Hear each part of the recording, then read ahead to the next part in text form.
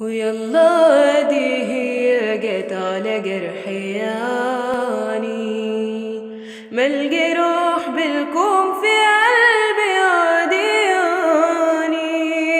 ويلا دي هي جت على جرحي يعني ما الجروح بالكون في قلبي عادياني. بس كان في شبر فاضي حط جرحك فيه وزود جوا اسم الخانة ماضي.